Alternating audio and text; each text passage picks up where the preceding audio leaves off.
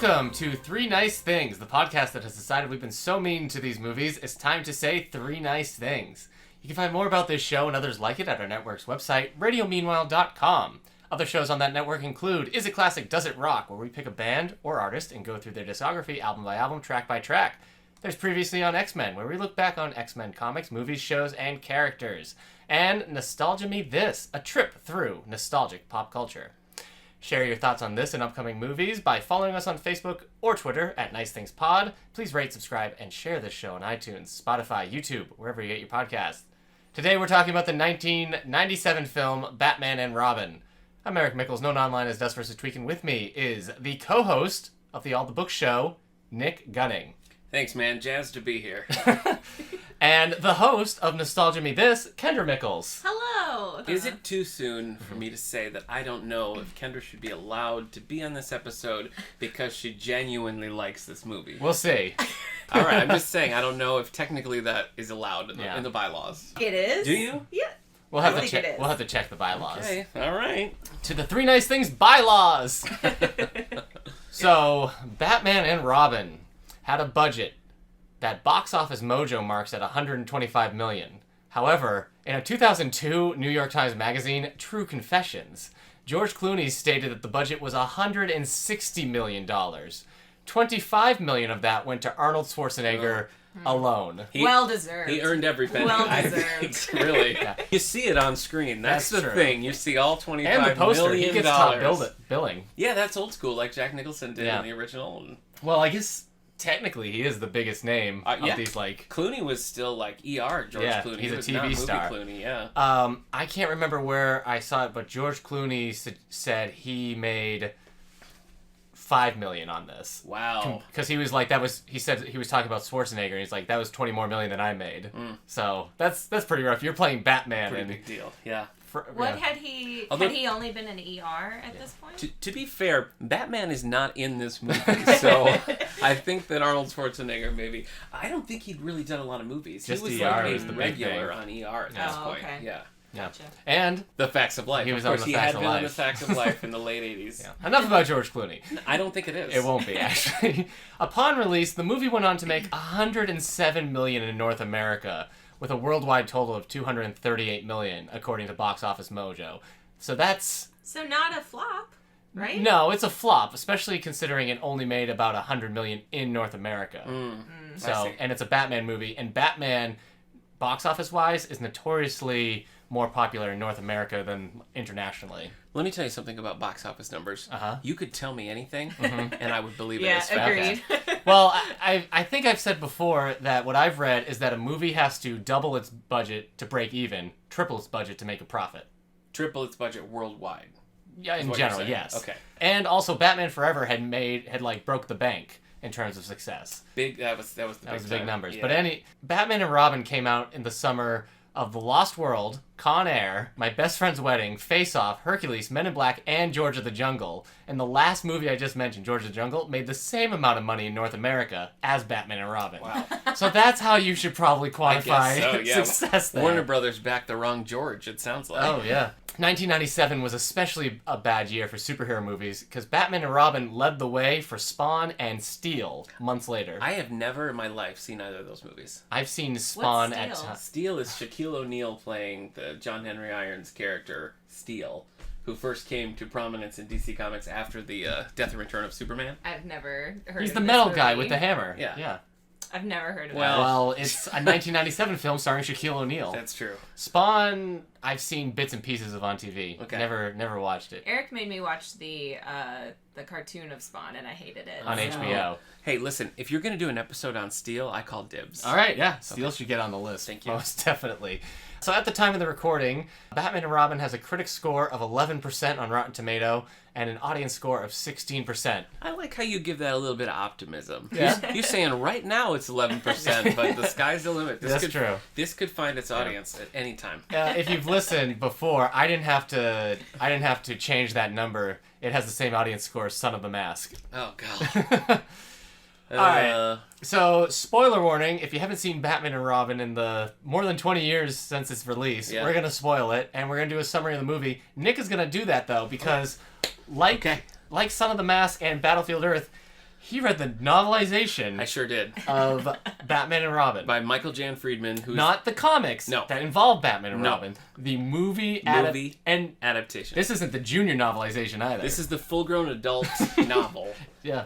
Fun fact, the only one of the original 4 Batman movies that I've read the novelization for. Wow. I don't know. How Sorry, can man. How yeah. can that be? Yeah, I'll tell you guys Do you something. think the novelization of Batman Returns has Robin in it? Oh. The Robin scene with him on a skateboard? It might. All I'll tell you what, Michael Jan Friedman was certainly working from an earlier script because yeah? he novelized a much better movie. I'll tell you that. Were there less ice puns? There were less ice puns, and also it starts with like Bruce and Dick having dinner and talking about like making different modifications to the Batmobile and all that. And actually, the prologue has a whole extended thing with Alfred talking to a psychiatrist about Bruce's like emotional turmoil about the death of his parents, which tonally does not fit with this movie at all. But this movie opens with it, I want a car, chicks dig the car. That's true, It's yeah. the worst opening of any movie ever. And the book doesn't open that way. I wonder, because I read in different pieces that there was a script, and then when they cast Schwarzenegger, they had to rewrite all of Mr. Freeze's lines. Yeah.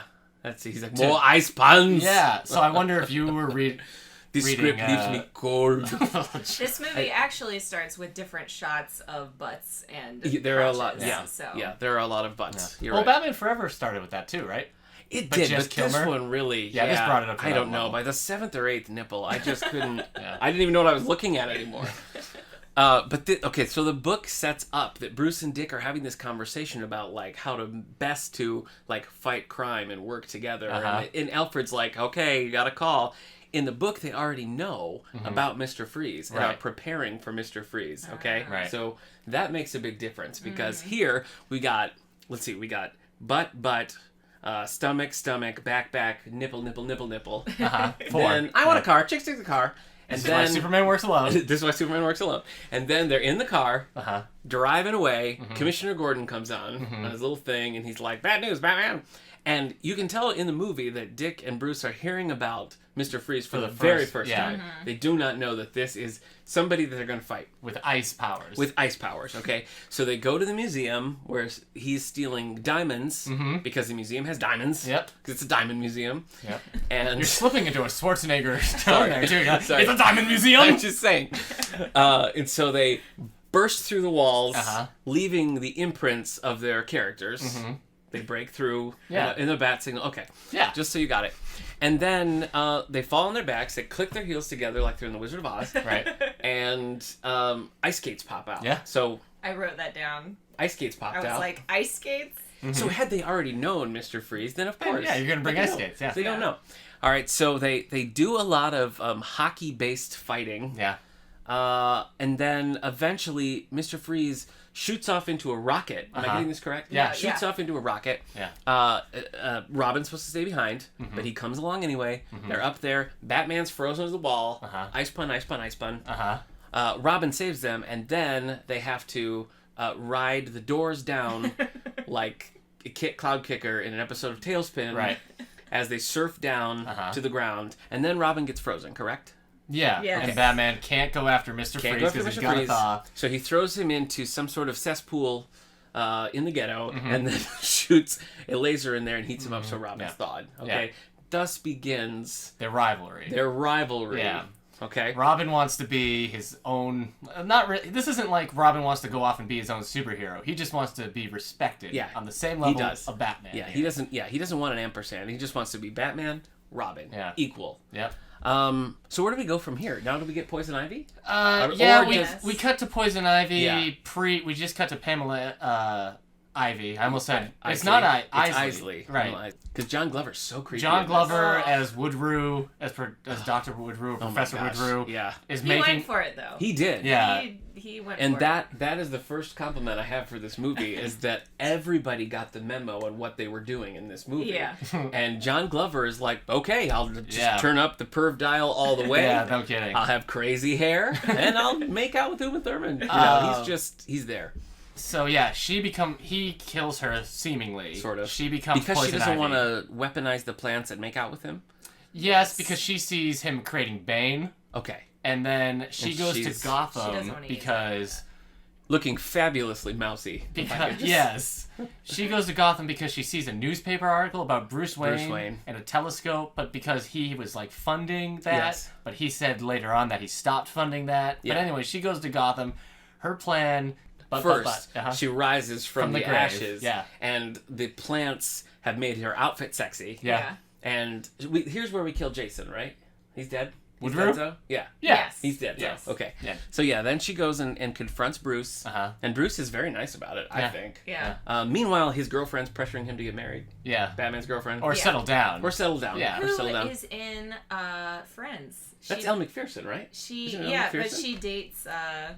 she dates Joey in Friends. She's like his hot roommate for a while. I don't know. Okay, so all this is happening, Yeah. right? Meanwhile, every time Alfred has a scene, the scene ends and he's like, Yeah. leaning on We're dealing furniture. with family issues between Batman and Robin, and then eventually Alicia Silverstone. But yeah, It becomes cartoonish. McGregor's? Well, I mean, McGregor syndrome. McGregor Yep. syndrome is what Yep. Alfred is suffering from. He caught it from Peter Rabbit, and he's really, really suffering. But yes, every time you have a shot with Alfred in it, the shot lingers. Bruce walks off, and Alfred just has to lean on whatever furniture is nearby, clutch his heart, gather his strength, and move on. So we know something's wrong. Yeah. It's subtle. Yeah. It is subtle. But we know. A woefully miscast Alicia Silverstone shows up as Barbara Wilson, the niece of Alfred. Not the daughter of Commissioner Gordon. I didn't even pick up on that. Yeah. That she's supposed to be Just Barbara Barbara Gordon. Yeah. And I want to add also in the book, Uh-huh. it makes it so that she calls him uncle, but she's actually the daughter of Alfred's ex-girlfriend. Not his daughter, but Alfred's like high school sweetheart's daughter. You know what I'm saying? It's very weird. So dad? No, he's not though. He's not. It's a weird situation. Okay. So she shows up. There's a little like flirty bang bang with her and Robin. I also find Bruce a little creepy towards her in that. Mm-hmm. Did you know what I mean? I don't know. He's very odd. I think in those scenes. Well, all the mansion He's scenes. very odd. So we're supposed to believe that she's a goody, but she steals one of Dick Grayson's bike. motorcycles. She's going out. Is Coolio? Is this Coolio's there, yeah. Okay, so she's doing a street race with Dick Grayson and Coolio. Originally, well, we'll get into this. Originally supposed to be another actor. Yes, that's exciting stuff. And so then after this is where we have the auction, where Batman and Robin fight over Poison Ivy. Yeah. That continues their rivalry. Mr. Freeze gets caught, but I don't remember how. Does anybody? I don't. It's heat or something. He breaks something. This is the scene where Batman turns off Robin's motorcycle. Yes. And goes off and stops Mr. Freeze Yeah. alone, and Robin's like, no! Yeah, and just he's not- screaming into the night. He's not about it at all. He is not about it at all. Yeah. Robin is an angry young man in this. He is. In this movie. Well, he's angry and a man. I don't think I would not say young. Robin is an angry 40-year-old man. Yes, seriously. As we record this right now, I am 36, and I believe that he and I went to high school together. Yeah. I'm pretty sure. He might be. I mean, Chris O'Donnell at this point, he has to be the same age as George Clooney, right?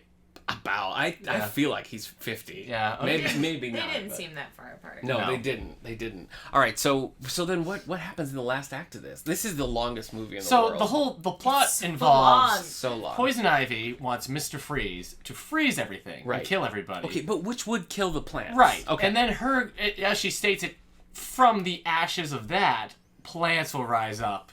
Because after an ice age, the Listen, green age begins. I know we have an agenda, but what if we just scrap it and really talk about this plot for the next 3 hours? So that's the idea, that Poison Ivy is gonna and Mr. Freeze are working together, even though they both have completely opposite ideals. And you should note that Mr. Freeze's wife is frozen. She's Nora is frozen because in the... she also has McGregor syndrome. Right.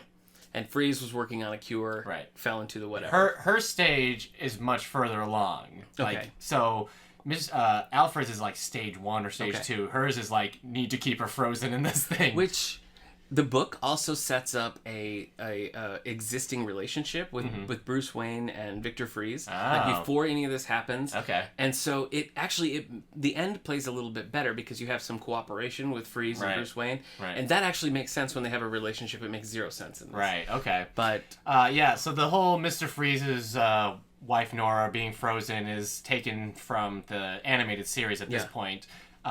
But that's basically it. And Yeah. he even has The snow globe. Yeah, snow it's snow globe. globe. But yeah, so they're working together. They're going to use this giant telescope Right. that Wayne Corp, or whatever Yes. it is, Wayne Industry has produced. And so there's a big fight between Batman and Robin with Poison Ivy. but- they're getting captured. But they're and turning the telescope into like A freeze ray. A freeze Yeah. ray. yeah, Okay. yeah. Batman and Robin go I Simpler don't than know you what that think. means. Yeah, Batman and Robin go off to fight Poison Ivy. Yes. They get captured pretty quickly They by do. the plants, but guess who shows up? Yeah. Alicia Silverstone as As Batgirl. sort of as Batgirl. Because Uncle Alfred has Uncle her Alfred. complete physical specs all set to create a skin-tight Oh my bodysuit. gosh. When she goes down in that cave and the like alarms go off and the thing on the screen with Alfred and he's like intruder alert, intruder Yeah. alert, and she's like, "It's me, Uncle Alfred." Yeah. Is the most irritated I've ever been. Yeah. Why did he tell her not to open the box under any circumstances if he wanted her to be Batgirl? Yeah. I don't know. It is strange.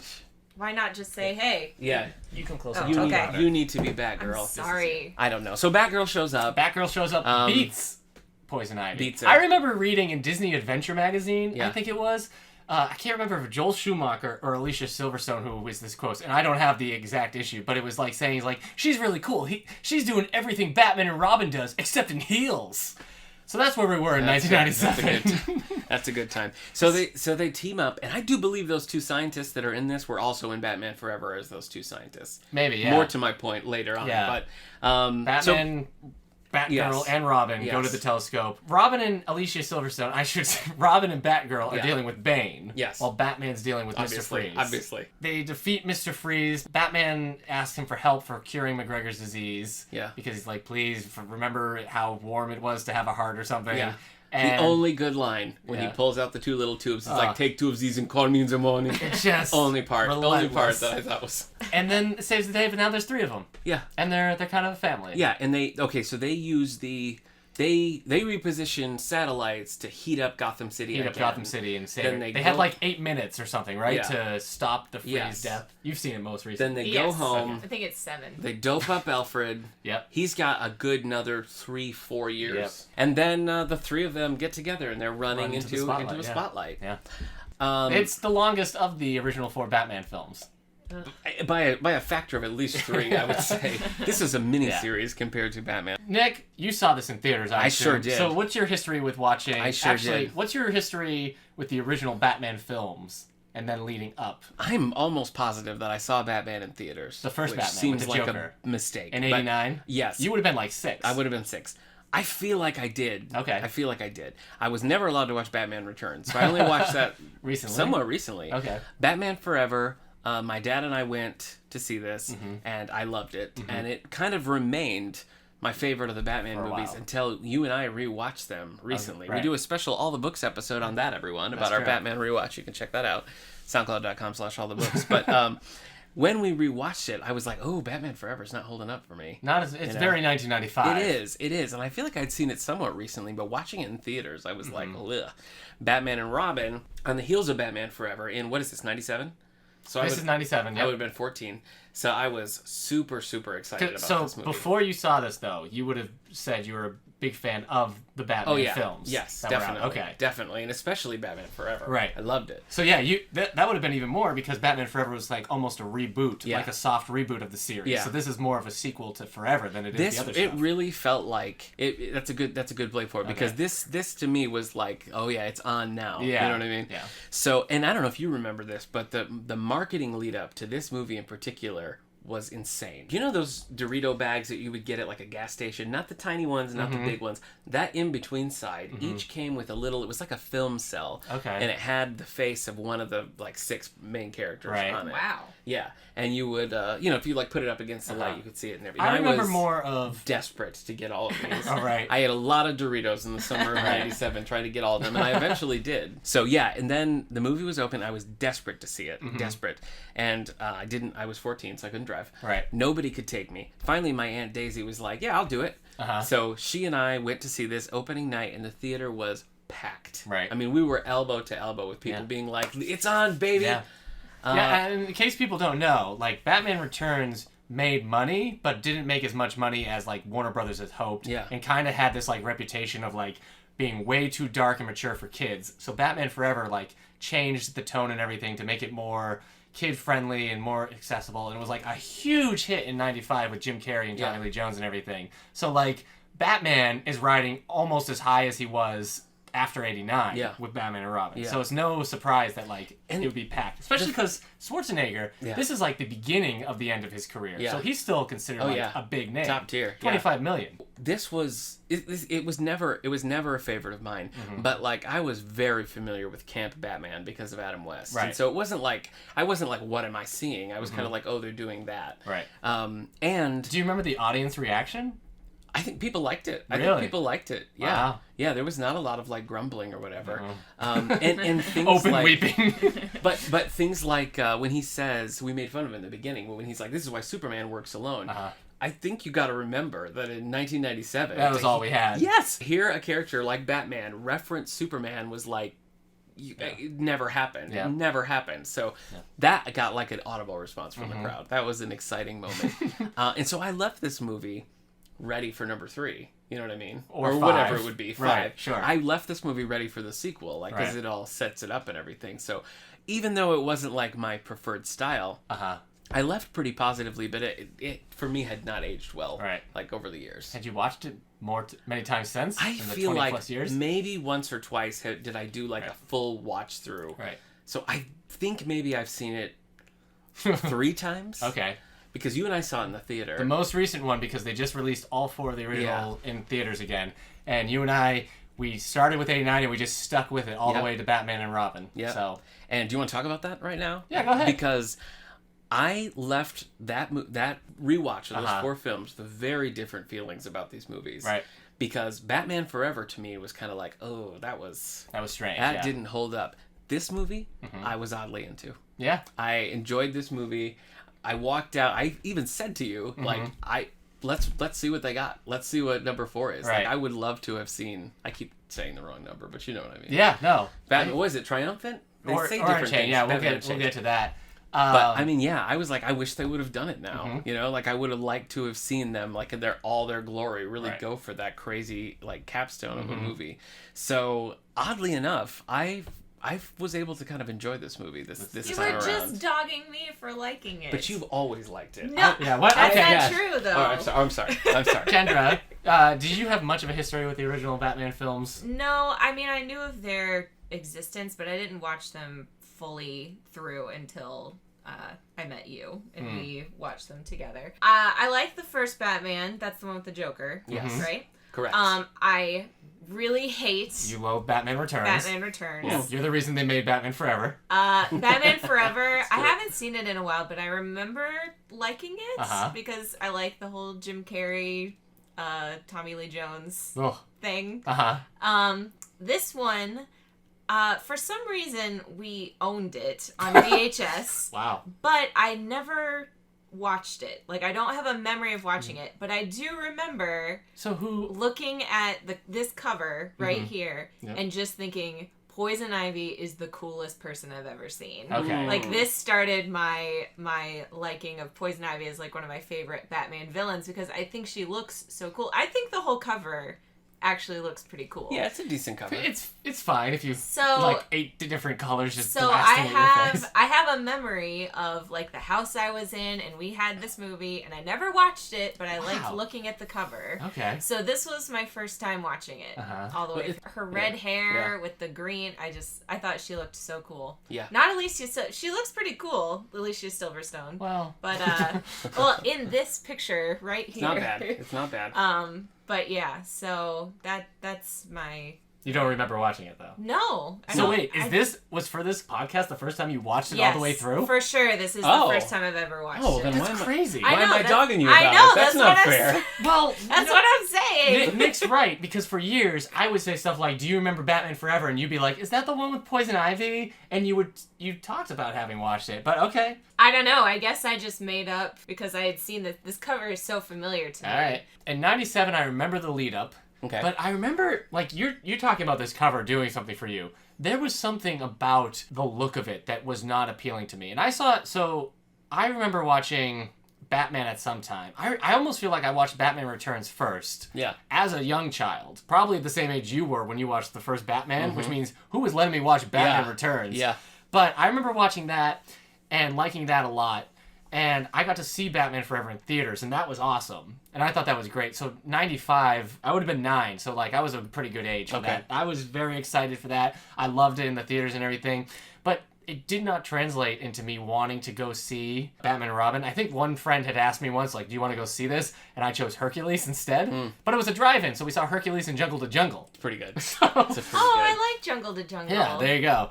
So I didn't watch Batman and Robin until it was on tape. Okay. I watched it once all the way through. There was definitely something wrong about that movie that I was noticing right away. I was like, this is not good. I wasn't liking Poison Ivy. I didn't like Mr. Freeze. I wasn't at like my nadir of Batman fandom at this age. I don't know how much I was watching the animated series, but there was just something like, I don't really like this. And so like as the bad reputation of this movie went on, like I was kind of like, yeah, it's not good. And so I don't think I've watched it fully all the way through since that first time until just recently, this past summer when they re-released it. And like Nick, I also left thinking like, this wasn't as bad as I remember or as its reputation has. Because I think what you have is you have the first one, Batman 89 is Tim Burton with restraint. Batman Returns is Tim Burton run amok. Batman Forever is a Joel Schumacher transition. I think it still has Burton-y undertones that Schumacher's trying to work in, whereas Batman and Robin is just full Schumacher. Yep.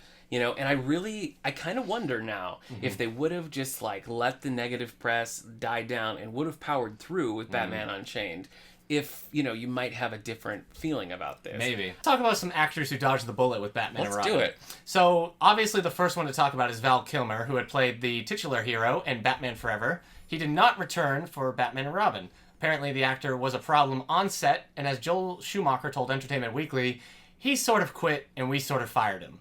There's differing reports on whether or not he left to go do the Saint / Island of Dr. Moreau with Marlon Brando, or if he just Have left you seen The Saint? No. I love it. Okay. I really do. Maybe I've seen the beginning of it. It's good. Is that the one where like a kid falls off the balcony and dies? Is it? I don't know. Or maybe I'm thinking of The Jackal. It's been a long time. know. William Baldwin, Billy Baldwin, was one of the actors in the running with Schumacher. Huh.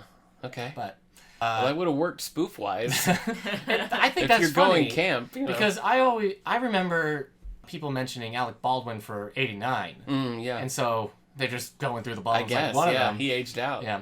Alec Baldwin got the shadow, though, so it's all right. A 1995 Entertainment Weekly article titled Revving Up for Batman and Robin suggested Julia Roberts and Demi Moore as Poison Ivy, as well as Patrick Stewart as Mr. Freeze. But in 2017, The Hollywood Reporter released a piece called Batman and Robin at 20, and in regards to Patrick Stewart, Schumacher is quoted as saying, "It's a wonderful idea, but no one ever suggested him." Here's what I don't understand. You have a movie that has Bane in it.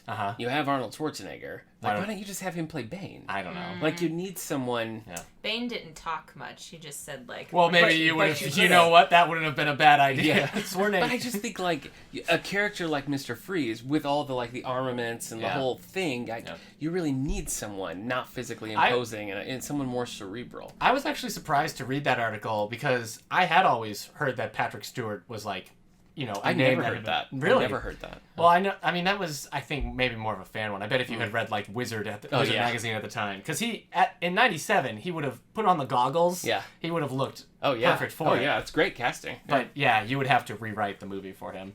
Since its release, multiple members of the film have gone on record to acknowledge the film's reputation. George Clooney is famous for regretting his performance in the film, telling People magazine in regards to taking the heat for his failure, "I was playing Batman and I wasn't good in it. It wasn't a good film." Here's a bunch of stuff he told Total Film. With hindsight, it's easy to look back at this and go, whoa, that was really, I guess he's saying the S word there. Bleep. And I was really bad in it. The truth is my phone rang and the head of Warner Brothers said, "Come into my office, you're going to play Batman in a Batman film." And I said, yeah. I called my friends and they screamed and I screamed and we couldn't believe it. I just thought the last one had been so successful, so I thought I just was going in a big, successful franchise movie. And in a weird way, I was. Batman is still the biggest break I ever had and completely changed my career, even if it was weak and I was weak in it. It's a difficult film to be good in. I don't know what I could have done differently, but if I'm going to be Batman in the film called Batman and Robin, I can't say it didn't work and then not take some of the blame for that. So, I feel like that's kind of the situation Ben Affleck is also. This isn't anything I read, but I've heard from other podcasts and everything that if you go up to George Clooney and tell him that you saw Batman and Robin in theaters, he'll give you your ticket back. Schumacher has apologized for the film multiple times. I think even in the commentary for Batman and Robin, which I haven't listened to, suggesting Warner Brothers wanted the film to be more of a toy commercial. Yeah. However, as he told Vice in 2017, look, I apologize. I want to apologize to every fan that was disappointed because I think I owe them that. A lot of it was my choice. No one was responsible for my mistakes but me. I mean, I had a long history of fighting for unknowns, for fighting for a little extra budget when we needed it. So nobody never, ever forced me to make a decision I didn't approve of. Here's the thing about Joel Schumacher. Yeah. I think when you look he seems like a nice guy. When you look at the things that for like the... I'm not comparing the movies and their quality, but when you look at the things that didn't work in Batman Returns for the majority of the people, and you look at the things that did work in Batman Forever for the majority of the people, you kind of get why they thought they were on the right trajectory. Right. And why taking those parts of Batman Forever and making them the movie, why that would have made sense in 1997. Right. And then people instantly were like, no. All right, so this is what Nick has been mentioning about with a fifth film. A fifth sequel for the whole Batman series was planned, with titles like Batman Triumphant, but I guess Batman Unchained is the official that's the one that's... Yeah. I always grew up hearing Batman Triumphant, but I guess Unchained is the official one. Supposedly, it would have had the Scarecrow, who, personally, I remember Howard Stern being mentioned for, but Joel Schumacher told IndieWire he intended for Nicolas Cage in the role. Yeah, and apparently, Coolio's role was supposed to be a cameo for Nicolas Cage. Oh, yeah.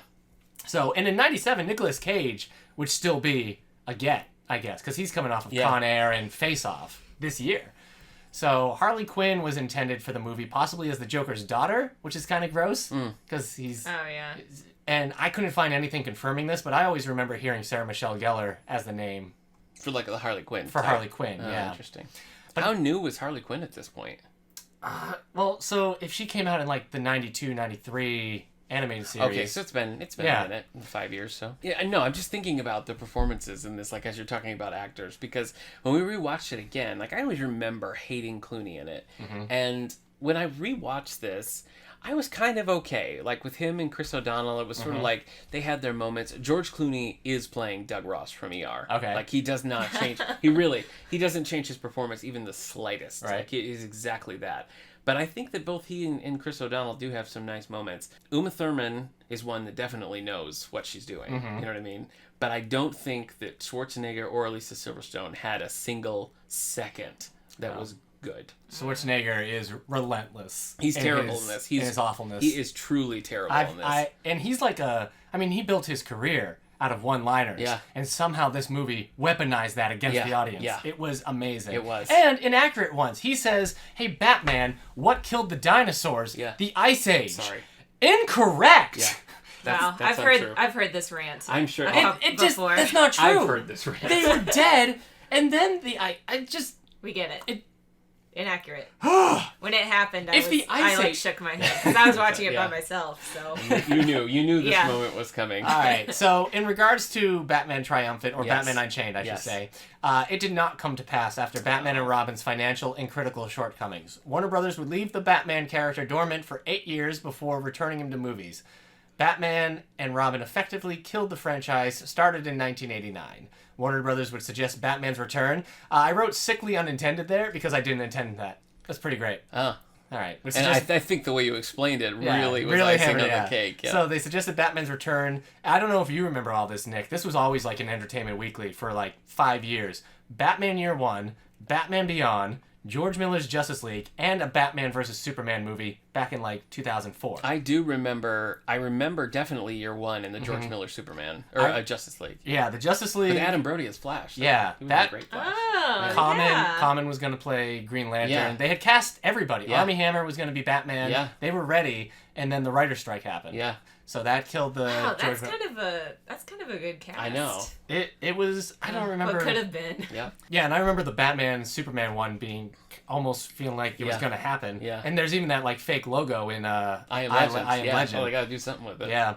So, but none of those movies would come to pass, and the character would appear again in 2005's Batman Begins. That is the legacy of Batman and Robin, an 8-year hibernation period. Yeah. What a trip. An ice age, if you will. Pat Hingle as Commissioner Gordon and Michael Gough is all the way through. Yeah. All the way through. And I feel like Pat Hingle had his biggest role in Batman and Robin. You think like so? as Commissioner Gordon.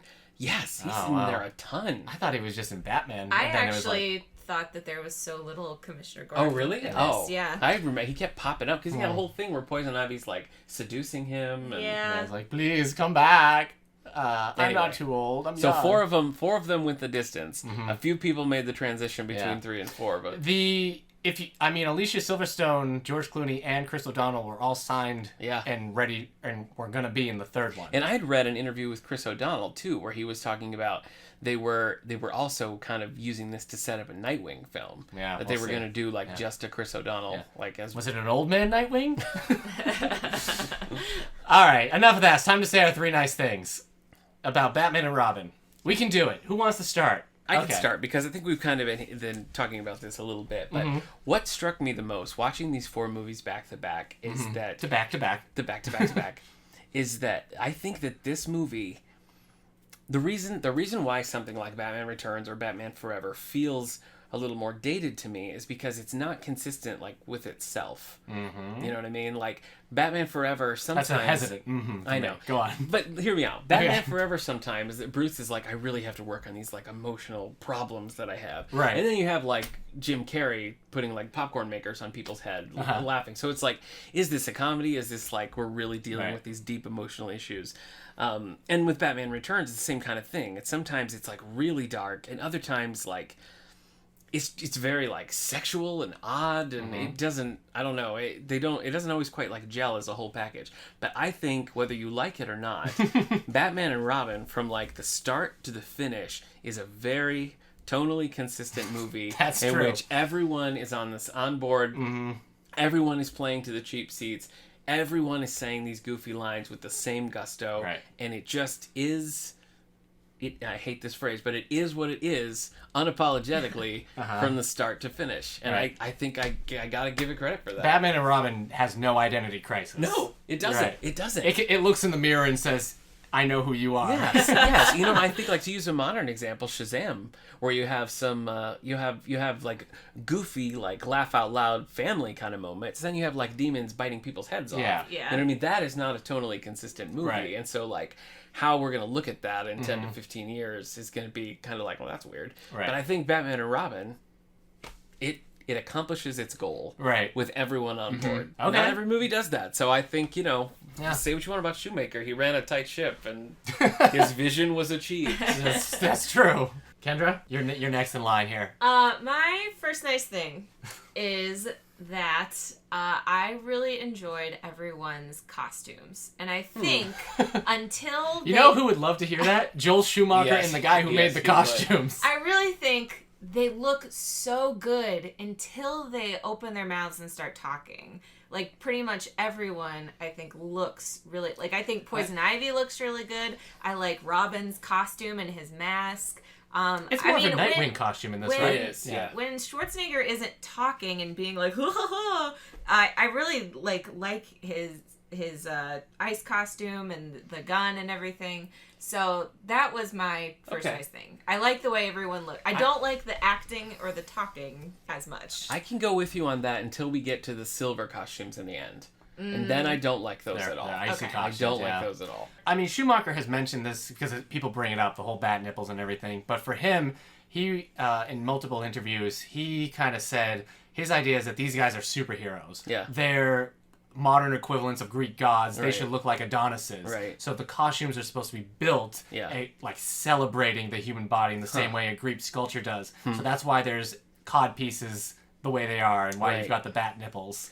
That seems like a bit of a after the fact rewriting history. Oh yeah, I actually was. Yeah. No, I don't believe that. Yeah. all right. Costumes. Okay. Yeah. I'll give it to the costumes. There you go. All right. My first nice thing is I did not remember liking her, Uma Thurman, the first time I watched this movie. I thought she was very good in Batman and Robin, and I was shocked in the recent rewatch that I did of this. I was like, oh.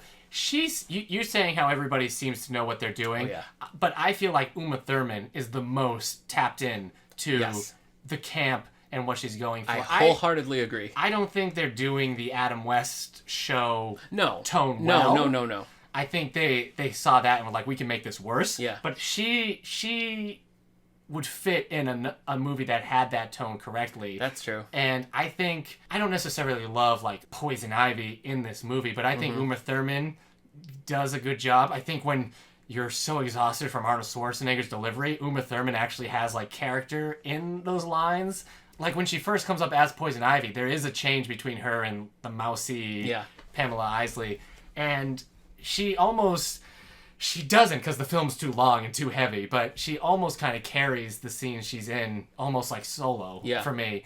And I think she is able to play Poison Ivy as like this sexy, villainous, gears in motion. Well, she plays 3 different characters, because she plays like the super, like genuinely mousy Pamela. Right. And then she does kind of the more Ivy calculating Poison Ivy. And then she does sort of like what you're saying, like she's this sexy femme fatale who's like using that on it. So like she's got 3 different modes and she does them well. So Is that a thing that she can change like her looks like that, like from red hair to not red hair? No, I don't know. No. I don't really think so. No. I found that to be confusing, but I agree with you. I think she does a good job. Even and I think it's weird because I remember hating the scene where they go to confront Poison Ivy in her base, as you will, and then like she's gone. But like once they do like defeat her by throwing her in that giant fly trap and everything, it's kind of like, oh, now we got another 20 minutes of just Schwarzenegger. Right, yeah. And that's exhausting. I don't know why they made it so that she's in love with him. I think that was a dumb... Oh, is that what she was doing? Yes. Oh, I did not pick up on that at all. That's why she unplugs Nora and everything. Oh, okay. I guess I just thought she was trying to keep him on her path and not trying to do his own thing. Yeah, maybe. Oh, that's interesting. Well, not interesting. Well, yeah.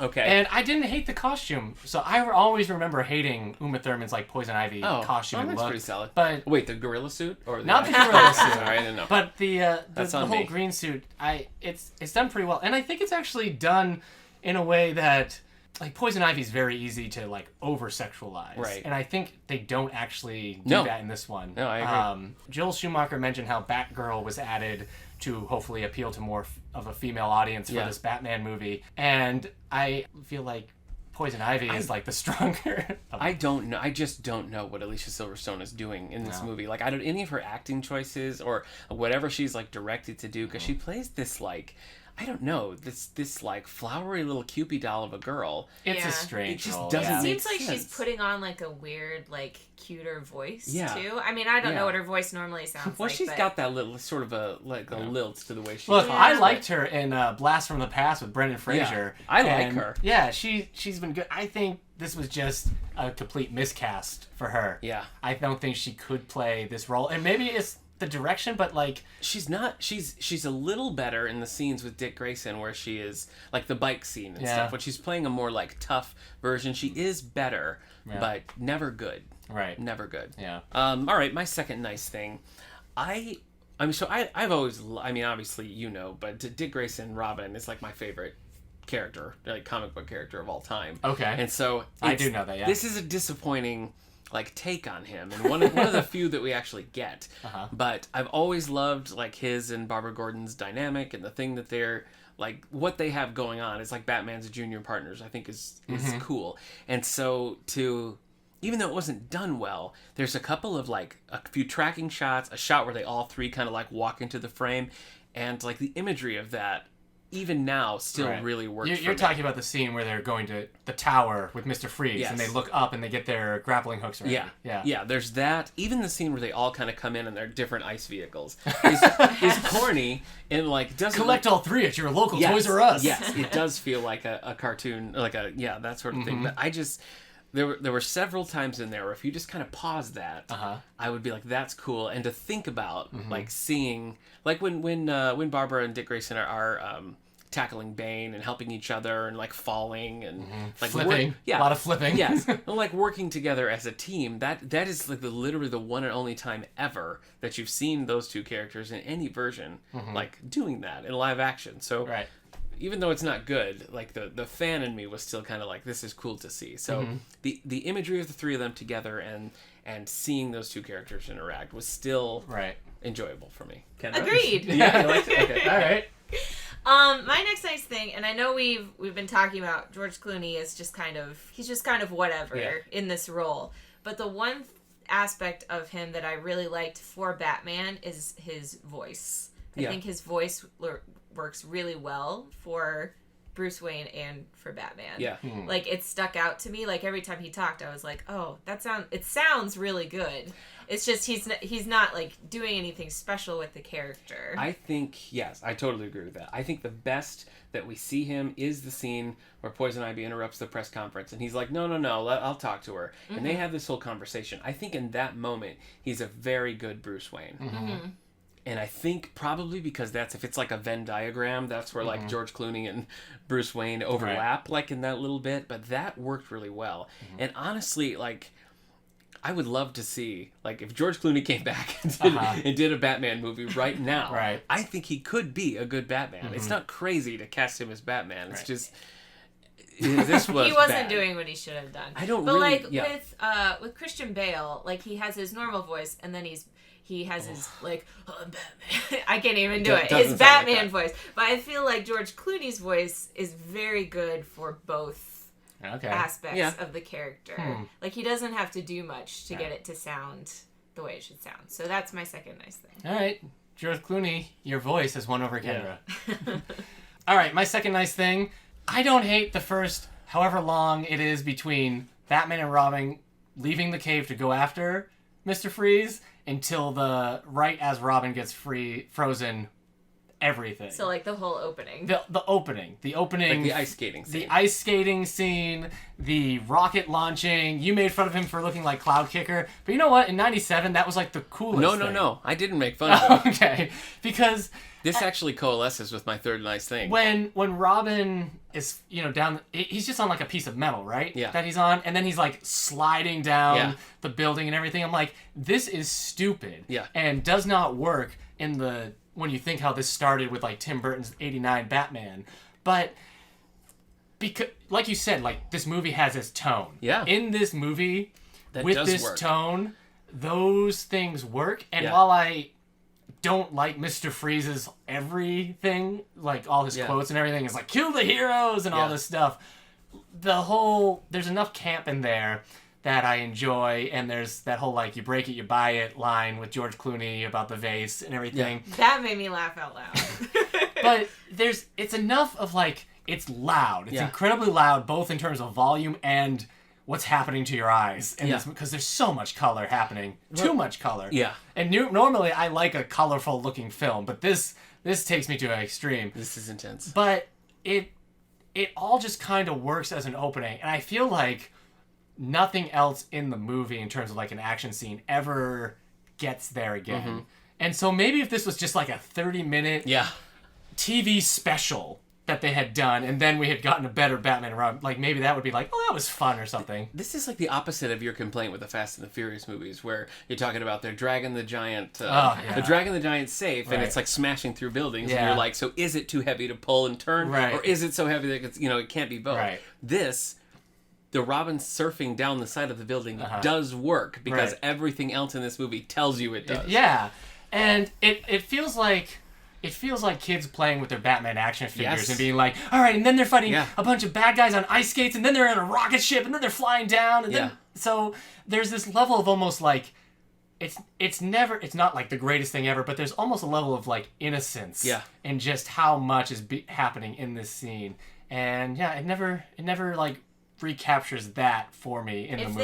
If they were going for that Adam West camp, I feel like that opening sequence is the one that does it the best does set it up in the whole thing. And if I could just point out, if you're just tuning in, please don't confuse this fervor for us believing this is a good movie. No, you're right. Batman and Robin is a big dumb movie. You think somebody turning is like, I'm going to start this podcast 40 minutes in. If they're just turning their dial and they hear, boy, these guys really love Batman and Robin. No, we don't, Jack. All right. And I should also, as I said before, I don't think this movie does the Adam West vibe right. Like, the Adam West show was knowing about what it was doing, but this seemed like it was make out the Adam West show, but I don't know, without the subtlety? Oh, that's true. Can we say the Adam West show was subtle?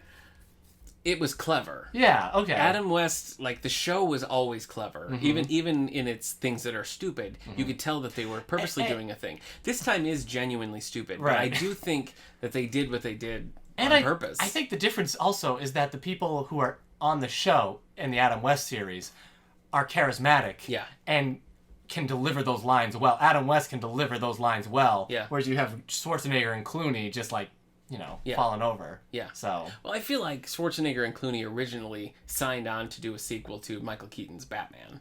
You know what I mean? Like, in their minds, that's what they even were if they doing. thought they were doing Batman Forever, there's still this level of like, kind of like, it's goofy action stuff, but you still have like these like sexy 95 kind of things. Like, Batman Forever has some legitimacy that this doesn't have. Yeah. So, there you go. All right, you ready for my your final nice thing? Well, it goes along well with yours because I also really like the opening sequence. Okay. Like, it's stupid. It's stupid that they already have the ice skates. It's stupid that they're using hockey sticks to bat around a diamond the size of somebody's head. But, like, it is a fun, engaging scene to watch.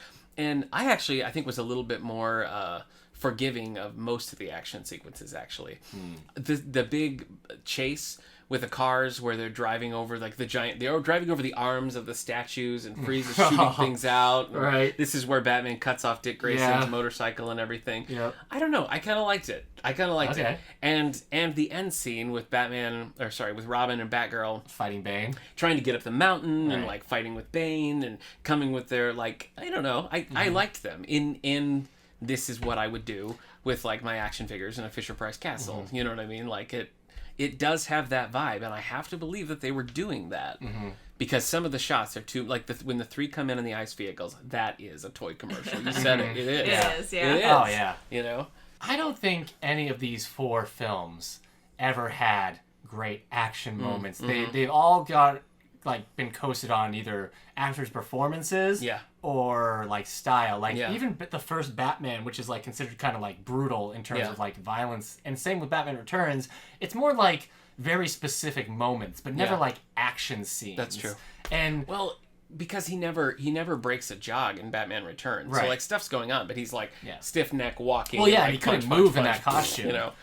But I almost punched Kendra in the face, everyone. So maybe this works for me because this is like the most actiony scene. True. Because like most people remember from Batman '89 is stuff like the the sword guy falling down the hole, the Joker falling off the building, and the bat plane getting knocked down Joker and everything. shooting him. Yeah. But those are like very slow, moments, not like action scenes. Yeah. So this might, God help us, this is probably the biggest action scene. I think that's fair. In Batman, fair. In Batman Forever, he's like jumping over a couch, like it's a surfboard or something. It's like whoa, and all right, so you like the action. Yep, so that's mine. Not just my like first 30 minutes, but throughout. I was kind of okay with it. Okay, yeah, like it was goofy and over the top, but I was kind of like whatever. The Batman freeze fight. I don't really remember that. Yeah, one. okay, that's fair. All right. Kendra, finally, bring us home. Can I have an honorable mention? Goodness. Oh, God. Well, I might actually as well. Jeez. Okay. Just to say, I actually liked the actor who played Alfred in this. Is he Alfred in all of them? He is. Yes. Yep. Oh, sorry. Yeah, this is Michael Gough. Yeah. Okay. I like him, and he's in my favorite version of A Christmas Carol. Oh. Who is he? He's one of the guys who comes to Scrooge and is asking for money for the poor. Right. Mm-hmm. The Bunsen Honeydew role. Yeah. But Scrooge is like, I'm not lending you any money now. He's like, if not now, so when? So I thought the stuff with him and Bruce was like sweet. Like he's dying and thinking back about. So I like that stuff. Mm-hmm. But my last nice thing is I thought that there's some really cool sets in this movie. Why are you laughing were they at me? sets. I'm laughing because two like, of your nice things have been production design things. Two of the things this movie has been just lambasted for. I know, but I feel like several of them looked like they could have been in a Batman comic that I was reading. Okay. Specifically. What Batman comics? No, specifically, I liked Ivy's lair. I liked the way it looked with all the plants and everything. I liked the scene where they're doing the motorcycles on the statue. Yeah. I thought that looked really cool. Yeah. And I liked the observatory was like a statue like holding a building. Yeah. And I don't know. I thought that looked cool. Yeah. So I thought it looked comic booky. That's true. You know, one thing that struck me on our rewatch in theaters was the jump between Batman and Batman Returns, even though you're keeping the same actor, is huge. Like, those movies don't really feel... Batman Returns feels like its own thing. It doesn't feel like a sequel to Batman to me. You know, and of course, Batman Returns to Batman Forever is like Whiplash. But Batman Forever to Batman and Robin, those two movies do feel most closely connected to each other. You retain the same Wayne Manor, a lot of the same supporting cast, even though you're changing the lead actor, the look does translate from one to next. Almost feels like Batman and Robin just has a wider lens. Yeah. And you just get more of that stuff. Yeah. I cannot agree with you guys on the whole, like, Batmobile on the statues. I kind of like that part. When I saw the movie the first time in, like, 97 or 98, whenever it was on tape, I hated those, like, CGI statues. I was just like, what is this city? Yeah. I don't understand. It's a lot of waste. It's a lot of waste. It felt like it was just this weird Art Deco on drugs to me. Just like, are there apartments on, like, a statue's arm somewhere? Are people living? It was... Maybe. I couldn't... It was crazy to me. That would be a very comic book thing to do. Yeah, it would be. I guess. All right. We've got a lovely unit opening up in the elbow. All right. I also have You wouldn't live in a statue's elbow? Yes, you would. You're a liar. In this economy, I'll be lucky if I get the knee. That's true. All right, I do have an honorable mention. Okay. Because I don't know if you guys will necessarily count my last one as real. Okay. So my honorable mention is, and I've been giving him grief, this movie. George Clooney, this time, rewatching it, I always thought he was the worst Batman, and he is the worst Batman of the three. But he's actually better than I've been giving him credit for over the years. Yeah. In the same way this whole movie hasn't deserved just like this pummeling in street alleys that it's been getting for 20 years. Yeah. George Clooney, as he apologizes and said he's not very good in it, there are moments where he is charming. Yes. And he is decent. I never think he's great as Batman, but there's moments. I remember you mentioning this one time, and like I didn't really connect with you because I hadn't seen it in a long time. But rewatching it, the speech he gives to Robin about teaming up with him, about trusting him, and calling him like as my partner, as my brother, and all this stuff like that. That's a pretty good delivery. Yeah, I agree. And I kind of think in terms of like you notice they went with brother. In terms of like all the Wayne Manor stuff with Dick and Barbara and Alfred. Yeah. It's all done as this, like, almost just, like, family sitcom kind of dramedy, almost like One Tree Hill kind of situation. And big One Tree Hill fan, are you? No. Curious? I'm just saying. Good for you. It was just I just picked one. Yeah. I can't pick it. Yeah. Dawson's Creek is probably more, at the time, apropos. I don't know. I'll take your word for it. In those moments, he does he's channeling that. And I think the reason why is because at this time he might still just be like a TV actor. Yeah. And those scenes are very much like TV episodes. That's a good point. And so I think those are easier for him at this time. But I think he's better in those moments. He could give that brother speech in ER. Yeah. Absolutely. Sure. Yeah, if that was Anthony Edwards instead. Yep. But the nice thing I wanted to bring that maybe you won't count is that, like Nick said at the beginning, I would watch Batman 5. Yep. I'd watch Batman Unchained. I will take that as a nice thing. I didn't talk about this and what Batman Unchained would have been. The idea was that at some point, Scarecrow would have used his fear toxin on Batman, and Batman would have gone through like this gauntlet of facing his old foes throughout the movies. So I think when Schumacher talks or something, it's always like, oh, maybe we'll get Jack Nicholson back or something. But you'd have like the Joker show up at the end. He'd go through like the villains he fought in the previous movies, and at the end, he'd have to confront the Joker, and then... You know, I guess I wouldn't have been totally shocked if Jack Nicholson would agree to do that, because you remember, like, not that long later, when Heath Ledger was cast, he was pissed. Yeah. You know, he really was like, the Joker is mine. That's so true. Really? Yes. Oh, I didn't know that. Yeah, so if he got wind that they were doing that, and he just had to show up for a day, I think you would have had a harder time getting, like, Jim Carrey or Pfeiffer, but... Yeah. You know, DeVito would have done it. I think we can all agree. Yeah, I would much rather see a produced version of Batman Unchained than I have any interest in the Snyder cut of anything. I agree. With this movie and the possible Unchained, I think with the wisdom of time and how it heals all wounds and everything. As they say. But you also start to realize, like, Batman has been around for 80 years. Yeah. And so you just have these different eras and versions of Batman. Yeah. And so when you don't like Batman and Robin, because, you know, it's not good in general, but you also don't like the tone that they're going for, well, then you can just watch the Bale films. Yeah. You can watch the other 2 Batman films, or you can watch whatever comes next in the next 80 years, because it's all there. So I've become a lot more open to just like, yeah, all right, Batman's wearing glow-in-the-dark bat suits, and, you know, there's everything is a black light in this film. Yes. And yes, it is. it's fine, because 8 years later we got Begins. Yep. And so there's none of this stuff has to be the definitive version for anybody. It's just sort of it's like when you take a wrong turn and it ends up being kind of a nice scenic little thing that you want. That's what this is. Batman Returns is the wrong turn. Batman and Robin is the wrong turn of the Batman franchise. I guess I've learned now to forgive, and having rewatched it just in your whole life. I know. Thanks, Joel It's Schumacher.